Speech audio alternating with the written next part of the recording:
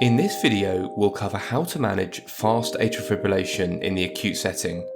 It will be the second part in my series covering AF. Hopefully you'll find it to be a practical approach to help you treat the patient in front of you with fast AF.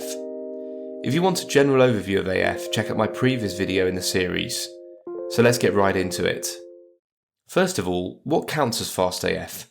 Generally, AF with an average rate greater than 110 beats per minute is fast AF, which is higher than the typical definition of tachycardia of 100 beats per minute, reflecting the fact that we can accept slightly faster rates in AF as the target.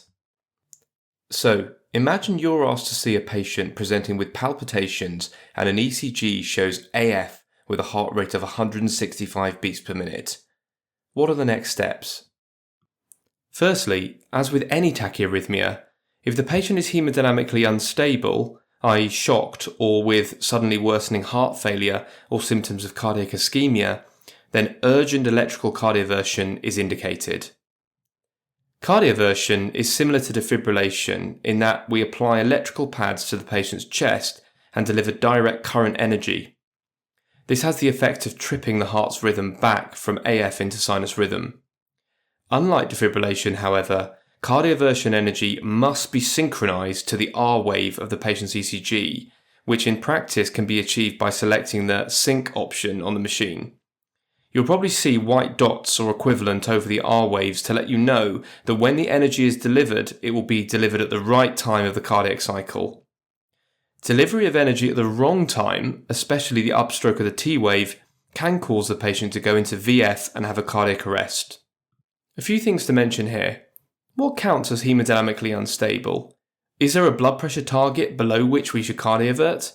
In reality, no, because one patient may be hemodynamically shocked with a blood pressure of 90/60 mm of mercury, but another patient may be perfectly fine if this is their baseline. It is and will always be a clinical judgment. Cardioversion is generally safe, but since the patient is conscious, they will require sedation in most cases. Finally, as we'll see later, we should try to avoid electrical cardioversion in the acute setting unless absolutely necessary, due to the risk of a stroke if the patient is not anticoagulated and has had AF for more than 24 hours. When we suddenly restore sinus rhythm, if there is a thrombus in the left atrial appendage, it can have the tendency to be disrupted, such that a component can break off and embolize to the brain or systemic circulation, for example causing a stroke. This is much less likely if the patient has had at least 3 to 4 weeks of therapeutic anticoagulation or is confirmed to have AF for less than 24 hours. Although the problem here is that it is very difficult to know definitely if the patient has truly had AF for less than 24 hours, as AF is often asymptomatic. Another point to make here is that cardioversion is usually only helpful if the tachycardia is thought to be the main contributor to the patient's deteriorating state, i.e. it has to be fairly fast. I'm sometimes asked to consider cardioverting a patient who is hypotensive mainly for another reason, such as sepsis, but who also has fast AF, for example at a rate of 120 beats per minute. Cardioversion will almost certainly not help in this scenario.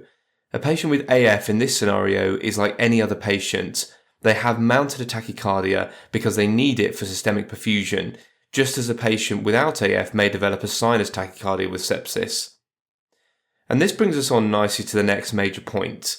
If the patient is not hemodynamically unstable and AF is secondary to another obvious cause, such as sepsis, critical illness, thyrotoxicosis, or electrolyte derangement, then treatment of this is often all that is required in the acute setting. And just a quick request, I'd really appreciate a like and subscribe if you're finding this video useful. It really helps motivate me to make videos like this in the future. So, now let's say that the patient is not hemodynamically unstable and no secondary cause has been found. What are the next steps? Rate control is the use of medications to slow the ventricular rate down by reducing conduction of the chaotic atrial signals through the AV node. We can either use oral rate control agents, or if rapid rate control is required, then IV medications can be given. Let's think about the pros and cons of the options available to us. Beta blockers and cardioselective calcium channel blockers are very effective AV nodal blocking drugs.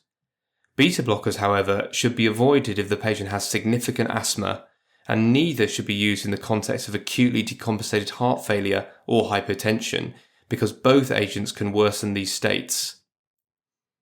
If oral agents are used, expect them to work over a few hours and not immediately. Digoxin, either oral or IV, can be used as next line.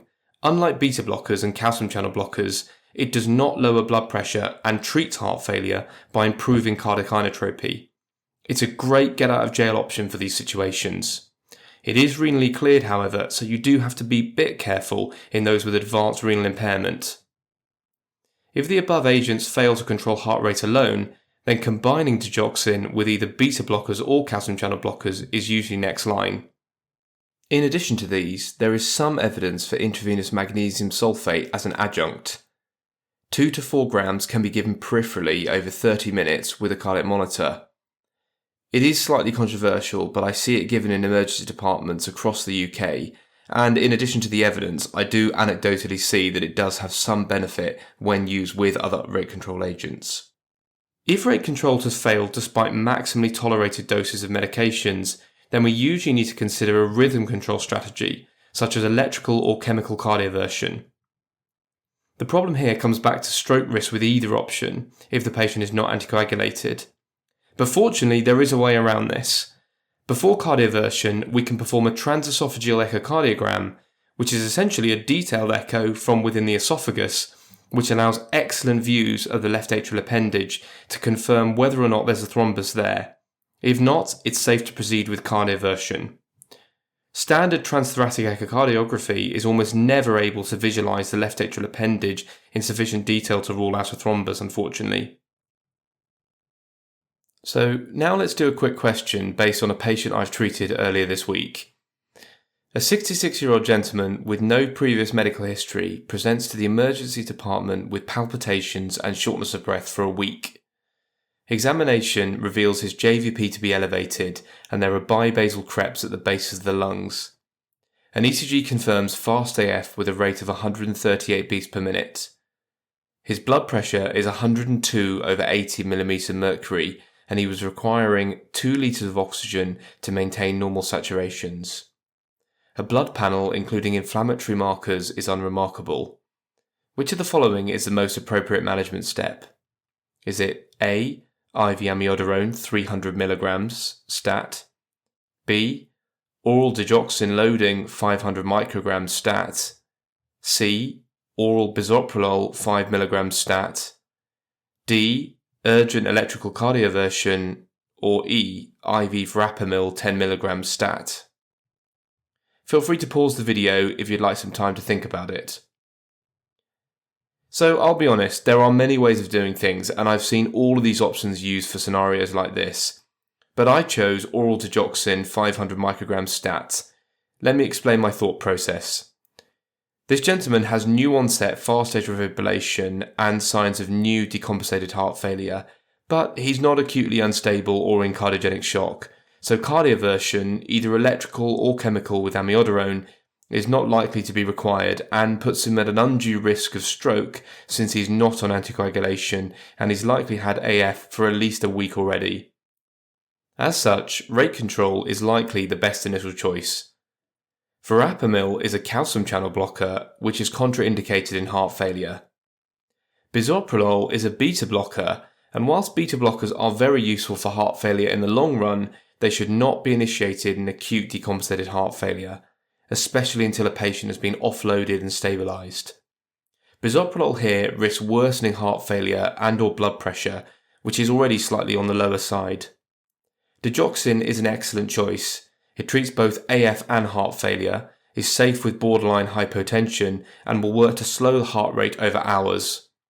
Oral digoxin can be safely used instead of IV as it has a high bioavailability and works within almost the same time frame, as long as the patient can actually swallow.